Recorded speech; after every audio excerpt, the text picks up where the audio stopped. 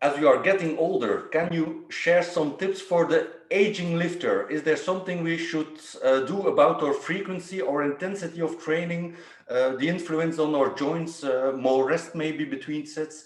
What are your tips? This is the TRT and Hormone Optimization YouTube channel. And if you want to learn all about the science-based information on this topic, consider subscribing, hit that notification bell, and you'll be on your way. Yeah, that's a good question.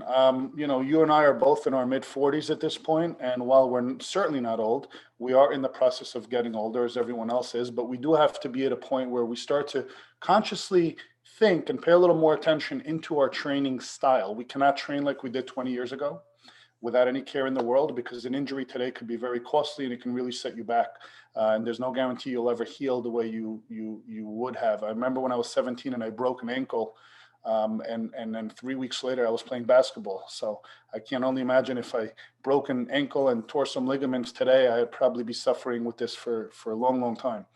At the end of the day, as this is a TRT channel, naturally make sure you're optimal, okay? Make sure your hormones and your biochemistry is optimized properly with the right care, the right management and supervision, because without the basis for what goes on inside your body and how the nutrients are utilized and how your body repairs from the stress in the gym, obviously you're working with a half deck. So make sure that is first and foremost taken care of.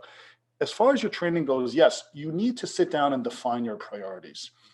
I cannot make decisions for people as to what their priorities can be. Obviously, you have triathletes who are in their 50s and 60s and they want to perform on a certain level. So performance would be their focus. You have people who still compete in various aesthetics, bodybuilding, physique, etc. Those people also can be competing in the masters divisions and want to look a certain way. Aesthetics becomes their priority. And then you have your average individual who says, I want to maintain a long, an active lifestyle. I want to maintain my health. And then health becomes their priority. So I like to call this the triangle of fitness. You have performance, you have aesthetics, and you have health. A lot of people want to encompass all three, which means all three may suffer a little bit for the sake of engulfing all right in the center. It's kind of a compromise. Once you identify your goal and be realistic with yourself, don't say I want all three and I want to be great at all three. Pick a goal, choose it, and run with it. Understand that when you gravitate towards one end of that triangle, the other two are going to take a back seat. You want to look great, your health will suffer, as will your performance. I don't know anyone that stands on stage with veins in their abs, looks phenomenal, ready for a photo shoot. Their labs are going to be atrocious and their performance sucks. Then they're probably ready to fall over when they take steps, okay? Because you're definitely not at your healthiest and you definitely can't lift much or have any energy. If you're going to be performing, don't worry about a little belly fat. Don't worry about anything else. You're there for strength, performance, energy, and endurance. And if you're there for optimal health, you're not going to look your very greatest and you're probably not going to perform your very best, but you can be moderate on both. But at least your body is healthy and you feel good. So number one, choose a priority. Once you've identified that priority, here are going to be general blanket policies for the aging person. Aging, again, this is whatever it means to you. We're all different. 40s, 50s, 60s, 70s. Naturally, once you get really up there, your goals should be changing into mobility and sustainability of life functions and independence. If I'm 90 years old, I want to be able to tie my own shoes and feed myself, right? I want to be able to walk to the restroom and take a shower on my own. Those priorities are much more important to someone who is at that age group than someone like us. So in general, understand your joints are going to have wear and tear. I don't think there are many people over the age of 40 without some level of herniation in their spine. Okay, these discs that compress are going to cause some level of cartilage herniation eventually. This is wear and tear, guys. This is like putting 80,000 miles on a set of tires and saying, but I'm a really good driver and I never raced and I never burned them out. Why are they running thin? It's wear and tear. Your body is erect, your spine is keeping you upright, you're in various different positions. We're a very forward-leaning society. We're constantly texting and on a keyboard. We're slouched. Our spines are not designed to be in the positions we're in today. Your pelvis is constantly contracted, okay, and you're driving or you're texting. So our postures have suffered dramatically.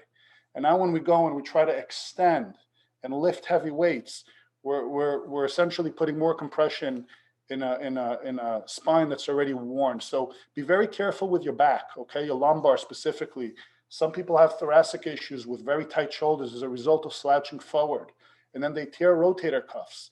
or they tear their pec when they try to, bench press too much. The key for the aging lifter is to get the ego out of their head. Forget the numbers, forget the bench press from high school or the back squat or the deadlift PR. Start to scale back on your weights and start to use slower movement. Okay, there's no popping, there's no acute tears in slow controlled movements. Use gravity as your friend, not as an aid, not as an assistant, but as your friend. Let it kind of create the resistance for you under control. Slow eccentrics with light weight in volume, time under tension, can create similar type of tissue damage, which is going to generate strength and muscle building, as opposed to just going heavy, heavy, heavy, and then starting to use momentum to move the weight. Because remember, your joints and the insertions of your tendons are no longer as pliable and as forgiving as they once were. Our muscles tend to shorten with age, especially if you don't practice stretching techniques. Okay, as you contract during the course of your life, your muscles begin to shorten. So you can't take a short rubber band and then expect it to stretch to its original form without tearing. So be very cautious. Injury avoidance should be number one goal.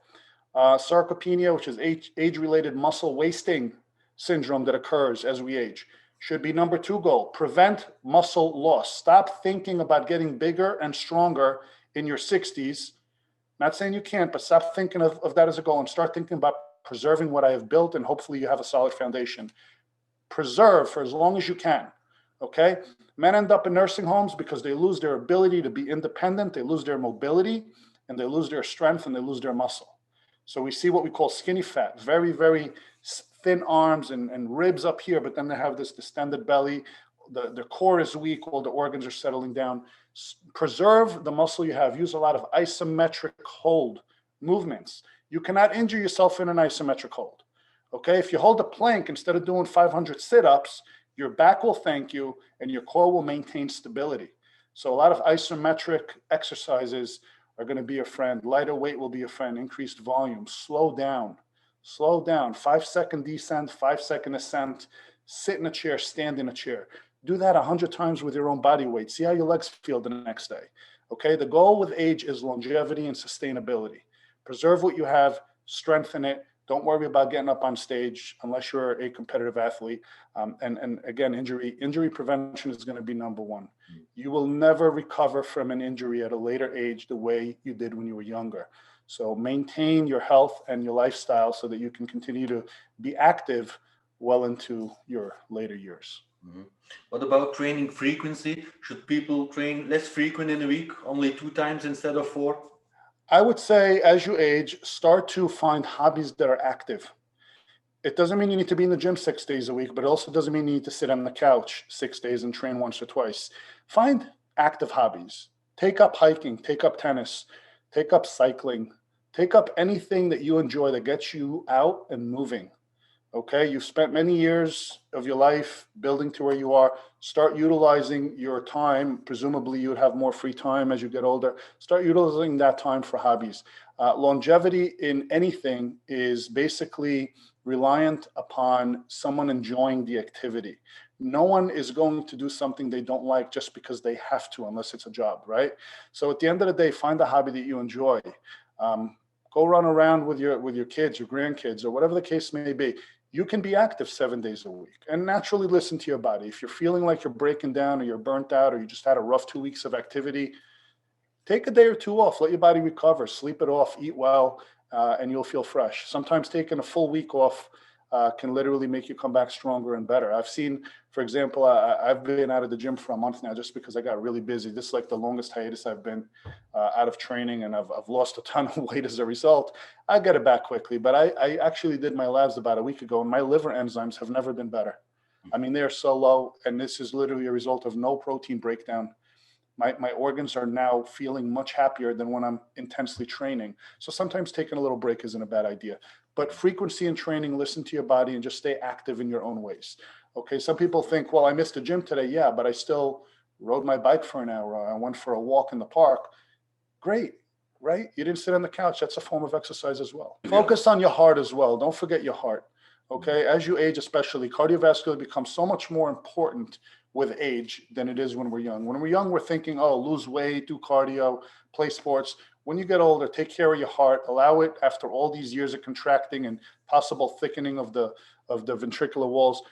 Focus on allowing it to relax. This is like yoga for your heart, low intensity, steady state cardio, walking, cycling, etc. It doesn't have to get you out of breath. Just move. Yeah, right. Great advice. Thank you, Gil. Pleasure.